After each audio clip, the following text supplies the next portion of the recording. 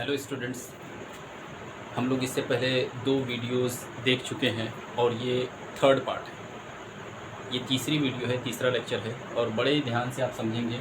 जो भी चीज़ें आपको बताई जा रही हैं उसका नोट्स भी आप बनाते चलेंगे। ठीक, तो हम बात कर चुके थे इससे पहले वर्ड्स तक। ठीक है, और हम अब स्टार्ट करते हैं फ्रेज़ को। फ्रेज़ हमने देखा था। फ्रेज़ को क्या कहते हैं? ग्रुप ऑफ वर्ड्स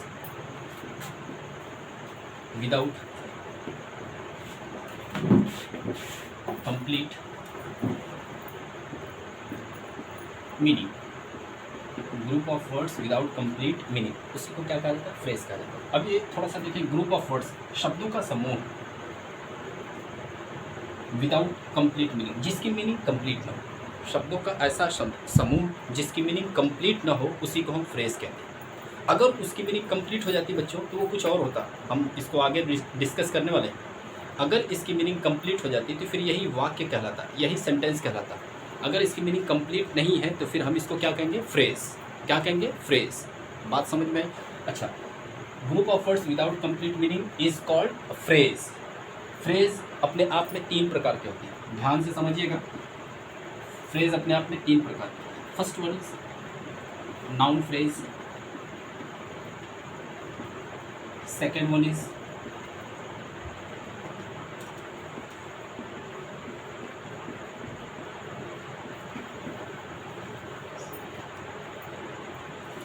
इसको पढ़िए। मैंने आपको इससे पहले वीडियो में बताया है कि ए और जे के बीच का डी कभी भी प्रोनाउंस नहीं किया जाता है, उसका उच्चारण कभी भी नहीं किया जाता है। ए और जे के बीच के डी का प्रोनाउंस या डी का उच्चारण कभी भी नहीं किया जाता है। तो हम इसको एडजेक्टिव बोलेंगे। क्या बोलेंगे बच्चों? एडजेक्टिव। क्या बोलेंगे? Adjective. Adjective phrase, noun phrase, adjective phrase. और third one is adverb phrase. Third one is adverb phrase. यहाँ तक बात समझ में आ गई है।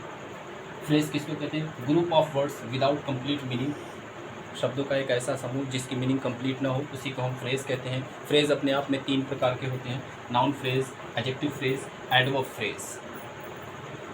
यहाँ तक आप बात समझ गए हैं तो फिर हम इसके आगे चलते हैं। अगर कोई चीज़ इसमें आपको नहीं समझ में आती है तो आप कमेंट में मेंशन करिएगा और उसको हल करने का पूरा प्रयास किया जाएगा। ठीक बच्चों?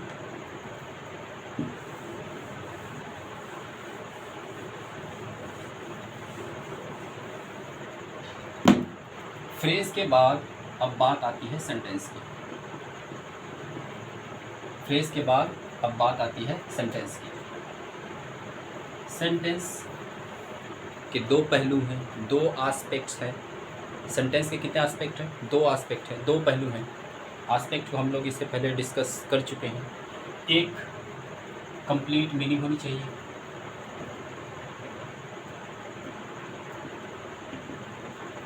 एक क्या ज़रूरी है? कंप्लीट मीनिंग होनी चाहिए। और दूसरा,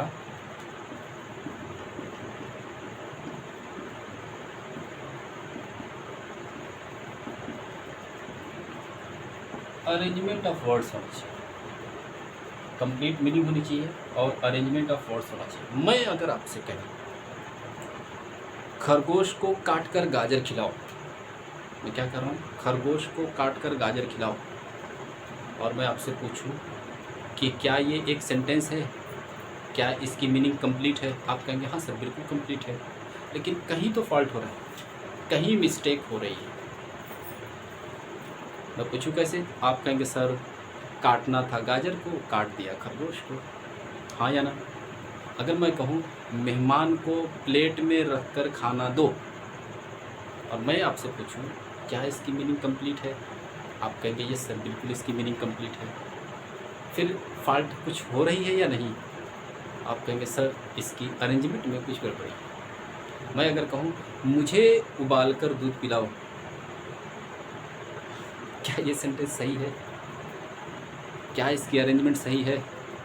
आप कहेंगे नहीं सर, इसकी मीनिंग तो कंप्लीट है लेकिन इसकी अरेंजमेंट गड़बड़ है। बात समझ में आई? अब हम सेंटेंस को 2 पार्ट में सेंटेंस के दो एस्पेक्ट होते हैं, एक है कंप्लीट मीनिंग और दूसरा है अरेंजमेंट ऑफ वर्ड्स। मैं इसको एक सेंटेंस को लिख करके भी आपको समझा दे रहा हूँ। मैं कहूँ मुझे उबाल कर दूध पिलाओ, मुझे उबाल कर दूध पिलाओ। मैं आपसे पूछूं इसकी मीनिंग कंप्लीट है कि नहीं, आप कहेंगे सर इसकी मीनिंग बिल्कुल कंप्लीट है। फिर मैं कहूँ कि क्या इसके अरेंजमेंट में कुछ गड़बड़ी है, आप कहेंगे ऑफ कोर्स सर बिल्कुल इसके अरेंजमेंट में गड़बड़ी है। फिर मैं कहूँ कि इसको सही कैसे किया जा सकता है, तो आप कहेंगे दूध उबाल कर मुझे पिलाओ, दूध उबाल कर मुझे पिलाओ। अब इसकी अरेंजमेंट सही है। यहाँ तक बात आपको समझ में आ गई है, तो फिर हम इसके आगे चलते हैं और हम देखते हैं सेंटेंस को। ठीक बच्चों, तो सेंटेंस के कितने एस्पेक्ट होते हैं? सेंटेंस के दो एस्पेक्ट हैं, एक है कंप्लीट मीनिंग और दूसरा है अरेंजमेंट ऑफ वर्ड्स। इन चीज़ों को आप अच्छे से समझ गए होंगे, तो फिर हम इसके आगे चलते हैं। अब ये सेंटेंस अपने आप में सेंटेंस के अलग अलग टाइप्स होते हैं, अलग अलग काइंड्स होते हैं। मैं डिस्कस करूँगा यहाँ पे kinds of sentence, kinds of sentences, kinds of sentences कि ये सेंटेंस जो होते हैं वो कितने प्रकार के होते हैं, काइंड्स ऑफ सेंटेंसेस। ठीक है बच्चों, तो इसमें सबसे फर्स्ट जो टाइप आता है उसको हम कहते हैं असर्टिव। क्या कहते हैं बच्चों? असर्टिव। ध्यान से बोलेंगे आप लोग, क्या कहते हैं? Assertive sentence. क्या कहते हैं? Assertive sentence. क्या कहते हैं बच्चों? Assertive sentence. असर्टिव सेंटेंस, ये जो असर्टिव शब्द बना है, ये बना है असर्ट से। और मैं आपसे पूछूं कि इस असर्ट की मीनिंग क्या होती है? इस असर्ट की क्या मीनिंग होती है? इस असर्ट की मीनिंग होती है अधिकार पूर्ण कहना। असर्ट की मीनिंग क्या होती है बच्चों? अधिकार पूर्ण कहना। इसी असर्ट से ये बना है असर्टिव सेंटेंस। यहाँ तक बात समझ में आ गई, तो फिर हम इसके आगे चलते हैं। असर्टिव सेंटेंस में क्या क्या होती है बच्चों? असर्टिव सेंटेंस में क्या क्या होता है, थोड़ा सा देखें। असर्टिव सेंटेंस में दो टाइप के सेंटेंसेस आते हैं, एक तो अफर्मेटिव,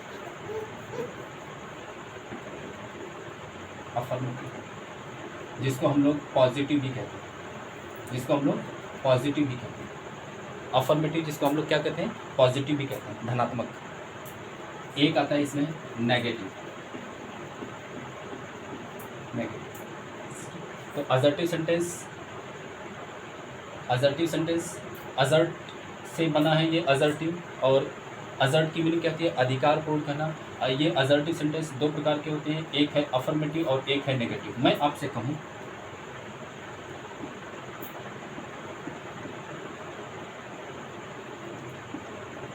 वह आम खाता है, वह आम खाता है। मैं पूछिए कौन सा सेंटेंस है, आप कहेंगे अफर्मेटिव या पॉजिटिव, हाँ या ना? अच्छा, अफर्मेटिव या पॉजिटिव किसके दायरे में आता है? आप कहेंगे सर असर्टिव सेंटेंस के। मैं आपसे पूछूं ये अफर्मेटिव है कि नहीं, आप कहेंगे बिल्कुल है। अगर मैं इसी चीज़ को पूछूं कि ये असर्टिव है कि नहीं, आप कहेंगे बिल्कुल असर्टिव है। मैं इसी को कहूँ अफर्मेटिव है कि नहीं, आप कहेंगे बिल्कुल अफर्मेटिव है। अगर मैं इस एक सेंटेंस को लिखूँ खाली क्रिकेट नहीं खेलता है, और मैं आपसे पूछूं कि ये सेंटेंस नेगेटिव है या नहीं, आप कहेंगे सर इसमें नहीं लगा हुआ है, बिल्कुल ये नेगेटिव सेंटेंस है। नेगेटिव सेंटेंस, अफर्मेटिव और नेगेटिव। अफर्मेटिव सेंटेंस असर्टिव में आता है और नेगेटिव सेंटेंस भी किस में आता है? असर्टिव में आता है। तो यहाँ तक आपको बात समझ में आ गई कि असर्टिव सेंटेंस में क्या क्या आते हैं। एक अफर्मेटिव सेंटेंस जिसको हम लोग पॉजिटिव भी कहते हैं, दूसरा इसका पहलू है नेगेटिव सेंटेंस जिसको हम लोग असर्टिव, यानी ये जो अफर्मेटिव और नेगेटिव ये दोनों किसके, कौन से सेंटेंस के पार्ट है? ये दोनों असर्टिव सेंटेंस के पार्ट, याद रखिए। यहाँ तक बातें हो गई, तो फिर मैं इसके आगे चलूँ।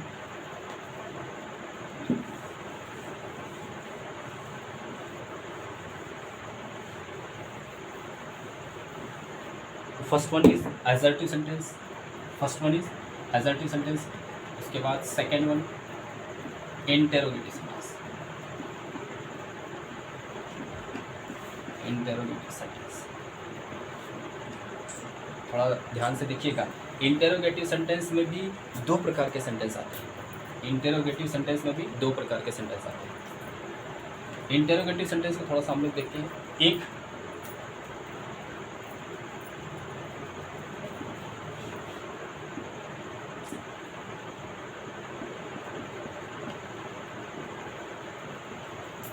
Do you write a letter,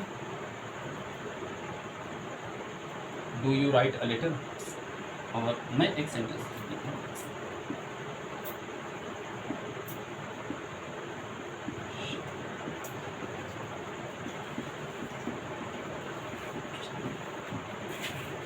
Why did she beat him? या थोड़ा सा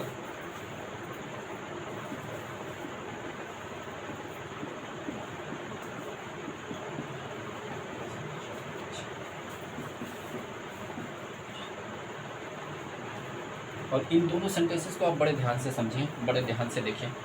do you write a letter, why do you teach him. आप देखेंगे आपको ये मिलेगा सब्जेक्ट, आपको ये मिलेगा वर्ब और आपको ये मिलेगा ऑब्जेक्ट। थोड़ा सा इसकी स्ट्रक्चर पे, इसकी बनावट पे ध्यान दें। मैं आपसे पूछूं फिर ये क्या है, आप कहेंगे सर ये इसकी हेल्पिंग वर्ब है, प्रेजेंट इंडेफिनिट की हेल्पिंग वर्ब है। चलिए उसके नीचे हम देखते हैं। मैं कहूँ ये क्या है, आप कहेंगे प्रेजेंट इंडेफिनिट की हेल्पिंग वर्ब। मैं पूछूँ ये क्या है, आप कहेंगे सर सब्जेक्ट। मैं पूछूँ ये क्या है, आप कहेंगे वर्ब। मैं पूछूँ ये क्या है, आप कहेंगे ऑब्जेक्ट। ये जो दोनों सेंटेंसेस हैं, इन दोनों सेंटेंस में सारी चीज़ें कॉमन हैं, बस एक चीज़ का फर्क है और वो है क्वेश्चन। ध्यान से देखिएगा, अगर कोई सेंटेंस हेल्पिंग वर्ब से स्टार्ट होता है तो वो इंटरोगेटिव सेंटेंस है, लेकिन टाइप्स दो प्रकार के हैं। ध्यान से देखिएगा, अगर कोई सेंटेंस हेल्पिंग वर्ब से स्टार्ट होता है तो हम उसको कहते हैं close ended, close ended, sorry हम इसको कहते हैं ओपन एंडेड, हम उसको कहते हैं ओपन एंडेड। और अगर कोई सेंटेंस क्वेश्चन वर्ड से शुरू होता है तो हम उसको कहते हैं क्लोज एंडेड, क्लोज एंडेड। इसी चीज़ को एक और नाम से भी जाना जाता है। मैं इस चीज़ को हम लोग कहते हैं यस या नो टाइप इंटरोगेटिव सेंटेंस। क्या कहते हैं इसको, हम कहते हैं यस या नो टाइप इंटरोगेटिव सेंटेंस। थोड़ा सा इसको समझ दें क्यों हम इसको यस या नो टाइप का इंटरोगेटिव सेंटेंस कहते हैं। मैं अगर आपसे पूछूं do you write a letter, क्या तुम पत्र लिखते हो, इसका जवाब आप हाँ या ना में दे सकते हैं। अगर आप लिख रहे हैं तो कहेंगे यस, और अगर आप नहीं लिख रहे हैं तो आप क्या कहेंगे, नो।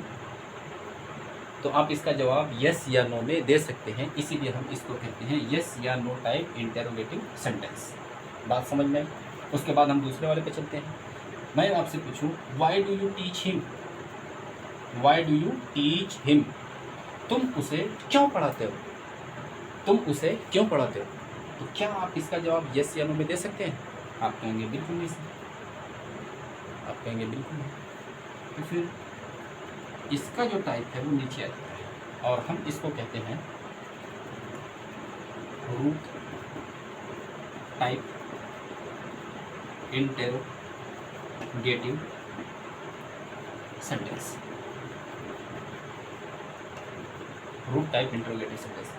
एक बार आप नज़रें दौड़ाइए, एक बार आप नज़रें जमाइए और फिर उसके बाद हम इसके आगे चलते हैं। इंटरोगेटिव सेंटेंस दो प्रकार के होते हैं, एक जो हेल्पिंग वर्ब से स्टार्ट होता है उसको हम क्या कहते हैं यस या नो टाइप का, या इसी को हम कहते हैं ओपन एंडेड। और एक जो हमारा सारा सेंटेंस बिल्कुल सेम होता है, इसमें फ़र्क सिर्फ इतना सा होता है कि कोई क्वेश्चन वर्ड इसके स्टार्ट में आ जाता है, उसी को हम कहते हैं रूट टाइप इंटरोगेटिव सेंटेंस, या उसी को कहते हैं क्लोज एंडेड। यहाँ तक बात आपको समझ में? तो फिर मैं इसके आगे चलूँ, ठीक बच्चों?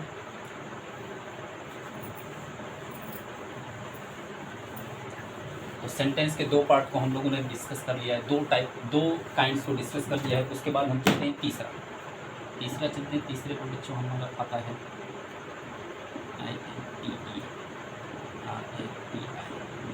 Imperative sentence. Imperative sentence, imperative sentence भी दो प्रकार के होते हैं। इम्परेटिव सेंटेंस भी दो प्रकार के होते हैं। ये जितने सेंटेंसेस हम लिख रहे हैं ना, ये काइंड्स ऑफ सेंटेंसेस, इसकी हम लोग डिटेल स्टडी करेंगे जब टाइम आएगा तब। मैं अभी आपको सिर्फ इसकी इन्फॉर्मेशन दे रहा हूँ, ठीक। उसके बाद चौथा आता है हमारा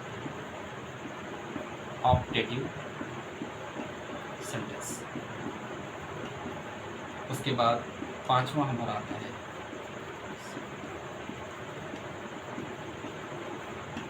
एक्सक्लेमेटरी सेंटेंस।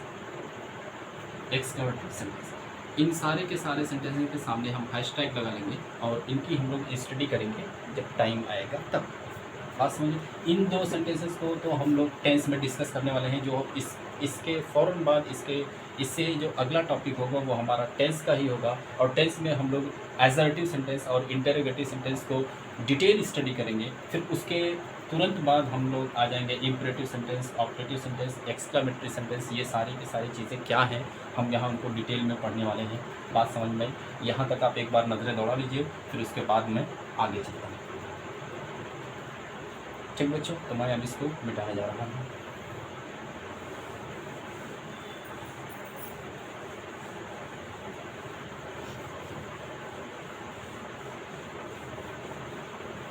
सेंटेंस के बाद बारी आती है अब स्ट्रक्चर की।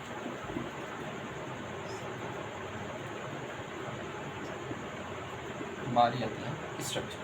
स्ट्रक्चर को हम लोग जानते हैं, स्ट्रक्चर को हम क्या कहते हैं। स्ट्रक्चर हमने पहले भी देखा है कि स्ट्रक्चर में स्ट्रक्चर टेंस या सेंटेंस के हिसाब से चेंज भी होते रहती है।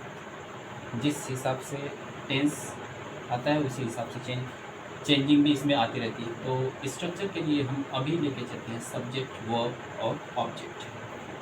सब्जेक्ट, वर्ब और ऑब्जेक्ट। ध्यान से पढ़िएगा इसको। सब्जेक्ट, ध्यान से बोलिएगा इसको। सब्जेक्ट क्या है बच्चों? सब्जेक्ट। ध्यान से बोलिएगा इसको। वर्ब क्या बोलते हैं? वर्ब क्या बोलते हैं? वर्ब। एक चीज़ और मैं बड़ी इंपॉर्टेंट आपको बता दूं कि कोई भी वॉवल हो और उसके बाद आर लिखा, कोई भी वॉवल हो और उसके बाद आर लिखा हो, तो अक्सर उसका प्रोनाउंस नहीं किया जाता है।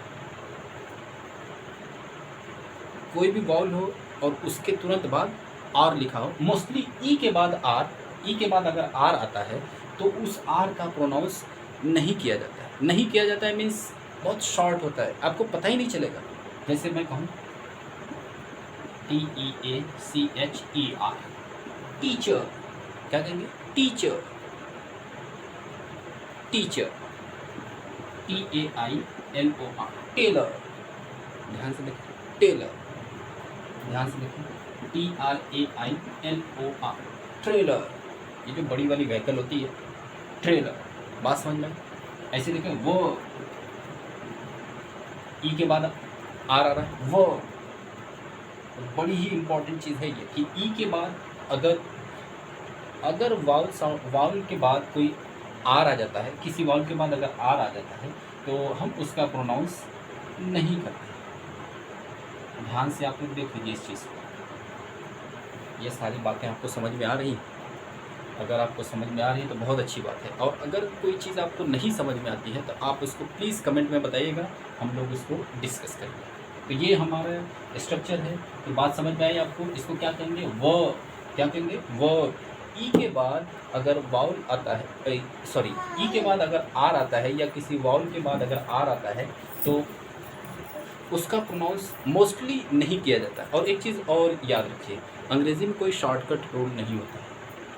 ये जो स्पेलिंग रूल्स होते हैं ना, ये 100% करेक्ट नहीं होते। स्पेलिंग रूल्स जो होते हैं वो 100% करेक्ट नहीं होते हैं। बात समझ में? तो इस चीज़ को आप ध्यान रखिएगा। ये हमारा है subject, verb and object. Subject को हम एक और नाम से जानते हैं, दैट इज़ कॉल्ड डूअर। ध्यान से देखिए, यहाँ पे भी ई के बाद आर आया है, डूअर। क्या बोलेंगे? डूअर। डूअर नहीं, डूअर, ध्यान से बोलेंगे आप, डूअर। क्या बोलेंगे? डूअर। ठीक बच्चों, तो सब्जेक्ट को हम क्या कहते हैं? डूअर, डूअर भी कहते हैं। एक इसका एक नाम है सब्जेक्ट वर्ब ऑब्जेक्ट। और ध्यान से इसको बोलेंगे सब्जेक्ट। क्या बोलेंगे? सब्जेक्ट वर्ब ऑब्जेक्ट, वर्ब नहीं, सब्जेक्ट वर्ब ऑब्जेक्ट, वर्ब नहीं, वर्ब नहीं। बात समझ में? Subject verb object. क्लियर है? यहाँ तक की बातचीत क्लियर है? यहाँ तक की अगर बातचीत आपको क्लियर हो गई है तो फिर इसके बाद इस स्ट्रक्चर की ज़रूरत पड़ती है हमको टेंस के फॉर्मेशन में। बात समझ में आई? यहाँ तक आपकी बेसिक इन्फॉर्मेशन थी और ये बेसिक इन्फॉर्मेशन अभी भी कंप्लीट नहीं है। इसमें बहुत सारी चीज़ें मिस हो रही हैं, छूट रही हैं। अगर हम सिर्फ बेसिक को ही पढ़ते रह जाएंगे तो बहुत ज़्यादा टाइम हो जाएगा बच्चों। तो इसलिए मैं बेसिक पे बहुत ज़्यादा वीडियोस नहीं बना रहा हूँ। फुर्सत से इसको देखा जाएगा और इस पर इसकी डिटेल स्टडी की जाएगी। थोड़ा सा पहले हम लोग कुछ टॉपिक को क्लियर कर लें। हमने देखा था कि हम जो डिस्कस करने वाले हैं वो ग्रामर पार्ट को डिस्कस कर रहे हैं और उसके बाद टेंस के बाद हम लोगों की बारी आती है यूसेज की, यूसेज के बाद बारी आती है आपके वॉइस की, वॉइस के बाद बारी आती है नरेशन की। तो इस तरीके से हम स्टेप बाय स्टेप एक एक चीज़ों को कवर करते चलेंगे। और अगर कोई चीज़ आपको नहीं समझ में आती है तो प्लीज़ आप कमेंट में उसको मेंशन करें और उसका समाधान ज़रूर किया जाएगा। ठीक है बेटा, थैंक यू।